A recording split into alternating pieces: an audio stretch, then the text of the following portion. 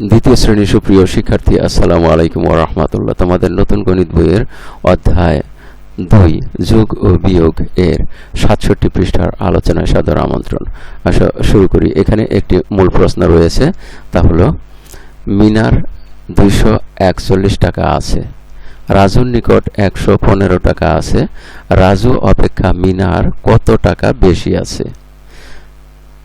এখানে রাফি বলছে কিভাবে হিসাবটি করা যায়। তাহলে আমরা এখানে দেখতে পাচ্ছি যে দুইভাবে হিসাব করা যায়। এভাবে এটি গাণিতিক বাক্য হিসেবে ব্যবহার করা হয়েছে, লেখা হয়েছে 241 বিয়োগ 115 সমান খালি ঘর। আর এখানে উপরে নিচে বসিয়ে লেখা হয়েছে 241 বিয়োগ 115 নিচে খালি ঘর। এটাকে যেভাবে সমস্যাটা সমাধান করা হয়েছে, দেখো 241 নিচে 115, এটাকে প্রথমে যা করা হয়েছে তা হলো একক স্থানে রয়েছে 1 আর এখানে 5, যা সম্ভব নয়, ফলে দশক স্থান থেকে একটি দশক একক স্থানে আনা হয়েছে। একটি দশক একক স্থানে আনা হলে 10টি একক আনা হয়েছে, অর্থাৎ একটি দশক মানে 10টি একক। তাহলে 10টি একক আর এখানে আছে একটি একক, তাহলে হলো 11টি একক।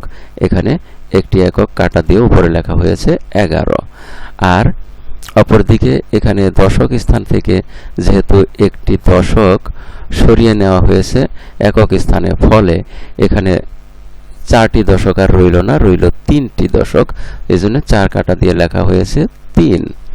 এবারে বিয়োগ করা হয়েছে।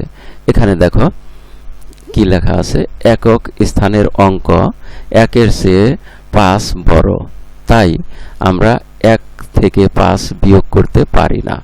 দশক স্থান থেকে 1 10 এককের সংখ্যার সাথে যোগ করি, তাহলে 10 আর 1 11। একক স্থানে 11 থেকে 5 বিয়োগ 11 বিয়োগ 5 সমান 6 লিখি, তাহলে এখানে লিখব আমরা 6। এটা দেখো পরবর্তী অংশে এখানে লেখা হয়েছে 6 লেখা হয়েছে। এবারে এখানে যেহেতু আছে 3 থেকে দশক স্থানে 3 থেকে 1 বিয়োগ করা হয়েছে, 3 বিয়োগ 1 সমান 2, তাহলে দশক স্থানে লিখি 2। আর এখানে এটাকে আবার দেখানো হয়েছে শতক স্থানে গিয়ে 2 থেকে এই 1 বিয়োগ করা হয়েছে, 2 বিয়োগ 1 সমান 1। শতক স্থানে 1 লিখি, তাহলে শতক স্থানে লেখা হয়েছে 1। তাহলে আমরা এখানে বিয়োগফল পেলাম 241 বিয়োগ 115 সমান 126। তাহলে এখানে পাওয়া গেল 126। আমরা এখন এই 67 পৃষ্ঠার এই কয়টা বিয়োগ আমরা এইভাবেই সমাধান করব। তাহলে আসো আমরা শুরু করি একে একে খাতায় নিয়ে।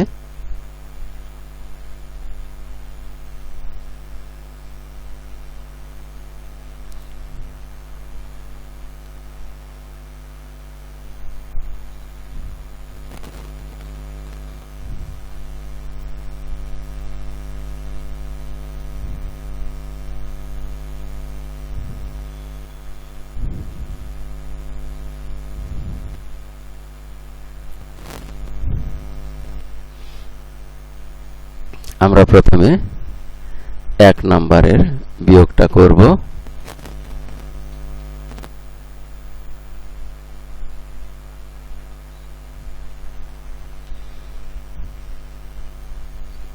এভাবে উপরে নিচে বসিয়ে নেই।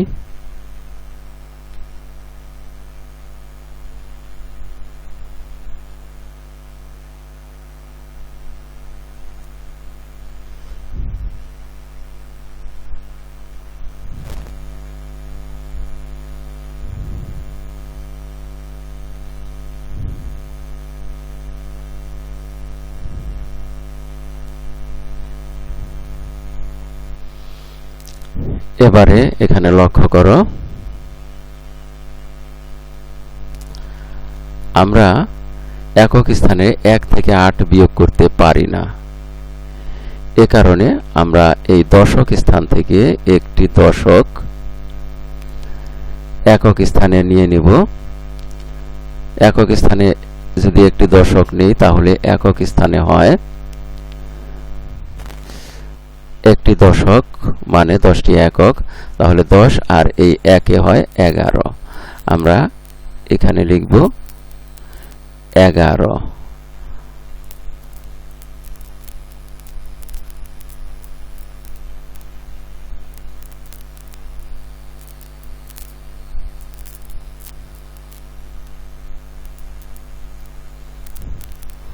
তাহলে 11 লিখলাম, অর্থাৎ এই একক স্থানে হয়ে গেল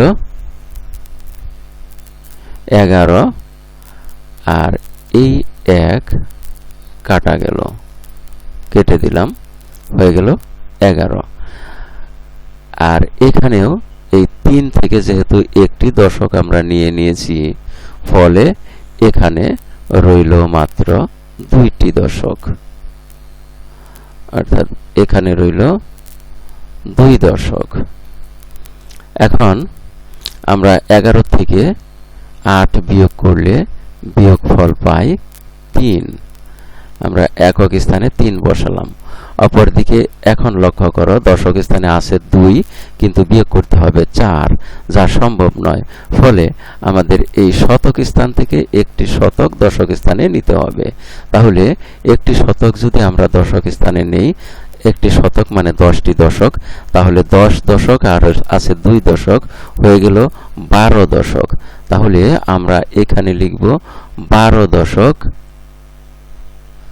আর 12 দশক লিখলে অবশ্যই 2 কাটা দিয়ে নিতে হবে, যেহেতু আমরা 2 10 দশকের সাথে যোগ করেছি। আমরা কাটা দিয়ে দিলাম, কিন্তু এখানে শতক স্থান থেকে যেহেতু একটি শতকও আমরা নিয়ে নিয়েছি, সুতরাং এখানেও 2 কাটা গেল। 2 কাটা দিয়ে এখানে আমরা শতক লিখব 1, অর্থাৎ একটি শতক রয়েছে। তাহলে এবারে আমরা এই 12 দশক থেকে 4 দশক বিয়োগ দেই, বিয়োগফল পাওয়া গেল 8 দশক। আর শতক স্থানে আছে 1 শতক, আমরা এখানে লিখি 1 শতক। তাহলে আমরা বিয়োগফল পেলাম 183।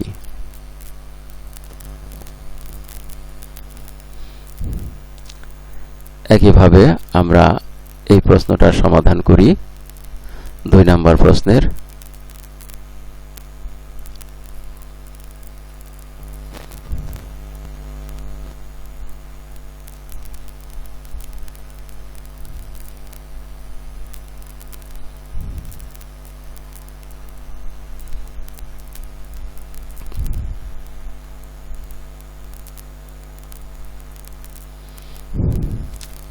আমরা বিয়োগ করে নেই।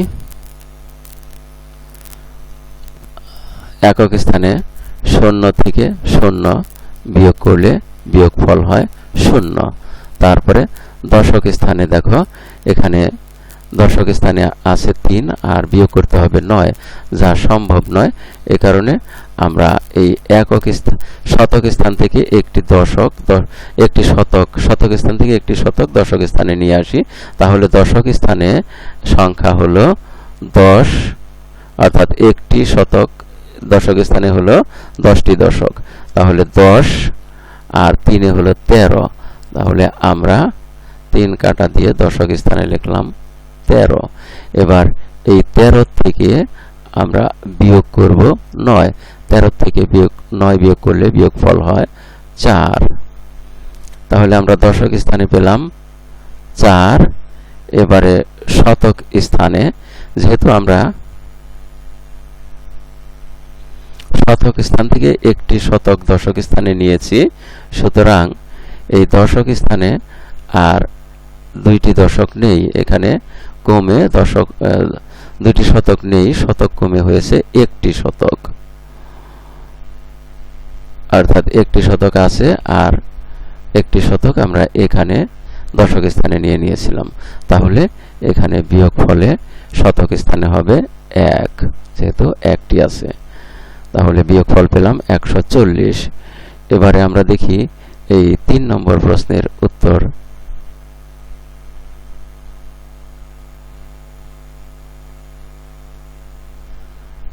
3 নম্বর প্রশ্ন একই রকম ভাবে সাজিয়ে নেই।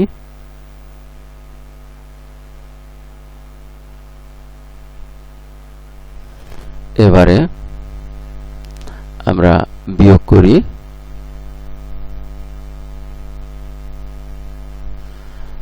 প্রথমে একক স্থানে 0 থেকে 0 বিয়োগ করলে বিয়োগফল হয় 0। এবারে দশক স্থানে লক্ষ্য করি। দশক স্থানে 2 থেকে 8 বিয়োগ করা যায় না, ফলে আমরা এই শতক স্থান থেকে একটি শতক দশক স্থানে নেব। দশক স্থানে নেওয়ার ফলে এখানে রইল মাত্র 2টি দশক আর 2টি শতক রইল, আর একটি শতক এই দশক স্থানে নেওয়াতে দশক স্থানে আছে 2, আর আমরা একটি শতক এনেছি, একটি শতক মানে 10টি দশক, তাহলে 10 আর এই 2 মিলিয়ে হলো 12। আমরা এখানে দশক পেলাম 12টি।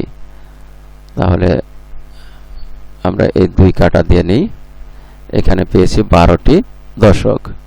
এবারে 12 দশক থেকে 8 দশক বিয়োগ দিলে বিয়োগফল হয় 4 দশক। আমরা দশক স্থানে বসালাম 4। এবারে শতক স্থানে লক্ষ্য করো, শতক স্থানে 2 থেকে বিয়োগ করব 2 থেকে 2 বিয়োগ করলে বিয়োগফল হয় 0। যেহেতু শূন্যের পরে অর্থাৎ বামে কোনো সংখ্যা নেই, সুতরাং 0 লেখার প্রয়োজন নেই। আমরা তারপরে দেখি 4 নম্বর প্রশ্ন।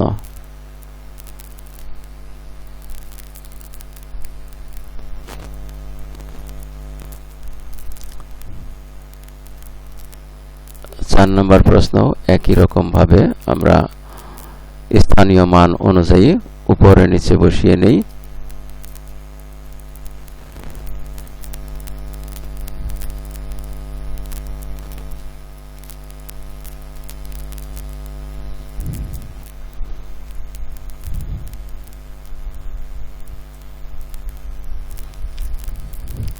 উপরে নিচে বসিয়ে নিয়েছি।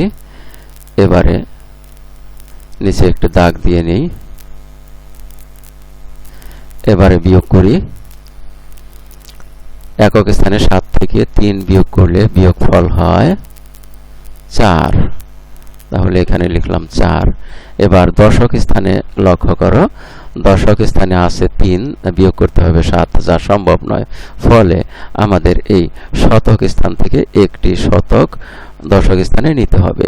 একটি শতক যখন আমরা দশক স্থানে নিয়ে নেব, তখন শতক স্থানে শতক একটি কমে গিয়ে হলো 3টি শতক, আর দশক স্থানে 10টি দশক বাড়লো। অর্থাৎ এখান থেকে একটি শতক দশক স্থানে নেওয়াতে 10টি দশক হলো। 10টি দশক আর এই 3টি দশক মিলিয়ে হলো এখানে 13টি দশক। এবারে এই 13টি দশক থেকে যদি আমরা 7টি দশক বিয়োগ দেই, তাহলে হয় 6। আমরা বিয়োগফল পেলাম 6, অর্থাৎ 6টি দশক থাকে। 13 দশক থেকে 7 দশক বিয়োগ দিলে থাকে 6 দশক। আমরা দশক স্থানে 6 লিখলাম। এবারে শতক স্থানে 3 শতক থেকে 2 শতক বিয়োগ দিলে বিয়োগফল পাওয়া যায় 1 শতক। তাহলে আমরা 4 নম্বর প্রশ্নে বিয়োগফল পেলাম 164। এবারে আমরা 5 নম্বর প্রশ্নের সমাধান করি।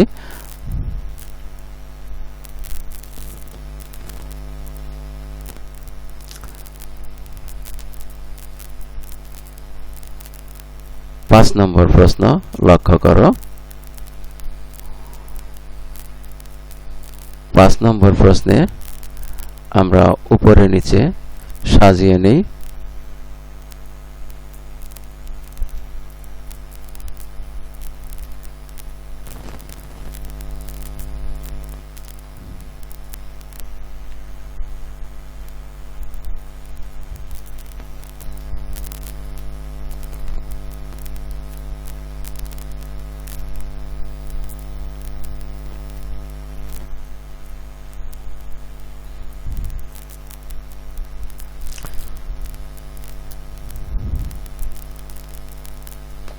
উপরে নিচে সাজিয়ে নিয়ে বিয়োগ করি। এখন এখানে বিয়োগ করতে গিয়ে দেখা যায় যে একক স্থানে 2 থেকে 8 বিয়োগ যায় না। এ কারণে আমরা দশক স্থান থেকে একটি দশক একক স্থানে নিয়ে যাই। তাহলে এখানে দশক স্থানে দশক থাকলো 4টি, আর আমরা একটি নিয়ে গিয়েছি একক স্থানে। এখানে রইল 4টি, আর একক স্থানে একটি দশক নিয়েছি, তাহলে একটি দশক মানে 10টি একক। তাহলে 10 আর এখানে আছে 2 হলো 12 একক। আমরা 2 কেটে লিখলাম 12। এবার 12টি থেকে আমরা যদি 8টি বিয়োগ দেই তাহলে থাকে 4টি একক। আমরা একক স্থানে লিখলাম 4। এবার দশক স্থানে এসে দেখি যে দশক স্থানে আছে 4, তার থেকে বিয়োগ করতে হবে 7, যা সম্ভব নয়। ফলে আমরা এই শতক স্থান থেকে একটি শতক দশক স্থানে নেব। তাহলে একটি শতক যদি দশক স্থানে নেই তাহলে শতক স্থানে থাকলো 3টি শতক। অপরদিকে এই দশক স্থানে একটি শতক নিয়েছি, একটি শতক নেওয়াতে আসলো 10টি দশক। তাহলে 10টি দশক আর এখানে আছে 4টি দশক, হলো 14টি দশক। আর 14টি দশক হলে আমরা এই 4টি দশক কাটা দিয়ে উপরে লিখি 14টি দশক,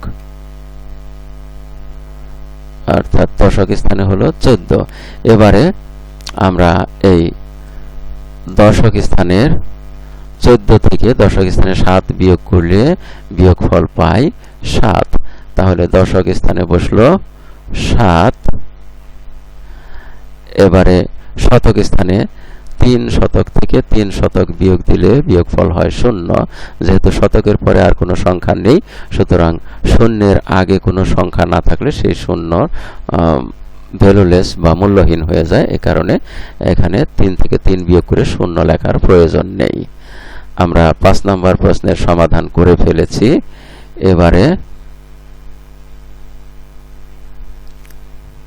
6 নম্বর প্রশ্নের সমাধান করব।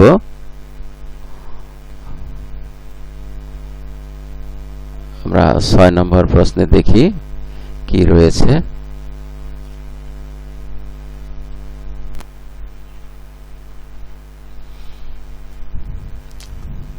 6 নম্বর প্রশ্ন একই রকম ভাবে উপরে নিচে স্থানীয় মান অনুযায়ী বসিয়ে নেই এবং এবারে বিয়োগ করি।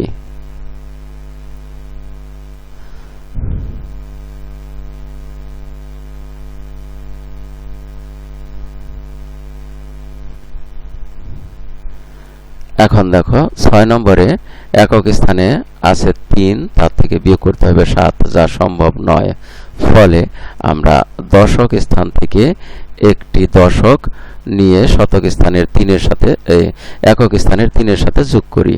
তাহলে একটি দশক একক স্থানের সাথে একক স্থানে এসে হলো 10টি একক, তার সাথে আমরা 3 যোগ করি। যোগ করলে যোগফল হয় 13। তাহলে এখানে একক স্থানে পেলাম 13। 6টি দশক থেকে একটি দশক আমরা সরিয়ে নিয়েছি, ফলে এখানে আছে 5টি দশক।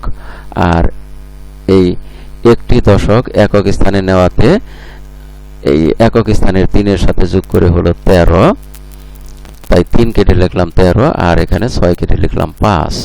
তাহলে 13 থেকে আমরা যদি 7 বিয়োগ দেই তাহলে বিয়োগফল হয় 6, অর্থাৎ 13 থেকে 7 বিয়োগ করে বিয়োগফল পাওয়া গেল 6 একক স্থানে। এবার দশক স্থানে দেখি যে 5 থেকে 6 বিয়োগ করতে হবে, যা সম্ভব নয়। ফলে আমরা এই শতক স্থানের 6 থেকে একটি শতককে দশক স্থানে নিয়ে নেব। এ কারণে শতক স্থানে একটি শতক কমে হলো 5টি শতক। অপরদিকে এই দশক স্থানে আছে 5টি দশক, আর এই শতক স্থান থেকে একটি শতক আমরা দশক স্থানে আনলাম। একটি শতক মানে 10টি দশক। তাহলে 10টি দশক আর এই 5টি দশক মিলিয়ে হলো 15টি দশক। তাহলে আমরা দশক স্থানে দশক পেলাম 15টি। ফলে এই 5 আমরা কাটা দিয়ে লিখলাম 15। এবারে আমরা বিয়োগ করি। এই 15 থেকে 6 বিয়োগ দিলে বিয়োগফল হয় 9। তাহলে আমরা দশক স্থানে পেলাম 9, আর শতক স্থানে 5 থেকে এবারে 2 বিয়োগ করি। 5 থেকে 2 বিয়োগ করে বিয়োগফল হলো 3। তাহলে আমরা 6 নম্বরের বিয়োগফল পেলাম 396। এখন আমরা এই সংখ্যাগুলো যে বিয়োগফলগুলো পেলাম এগুলো আমরা এখানে বসিয়ে দিতে পারি বা বইয়ের মধ্যে বসিয়ে রাখতে পারি, না রাখলেও চলবে, যেহেতু আমরা এগুলো খাতায় করে ফেলেছি। তাহলে আর এর মধ্য দিয়ে আমরা এই পৃষ্ঠার সবগুলো সমস্যার সমাধান করে ফেলেছি। এতক্ষণ ধৈর্য সহকারে সম্পূর্ণ ভিডিও দেখার জন্য তোমাদের সবাইকে জানাই অনেক অনেক ধন্যবাদ। সেই সাথে পরবর্তী ভিডিও দেখার আমন্ত্রণ রইল। Thank you very much for watching and keep watching for the next video. Assalamu alaikum wa rahmatullahi.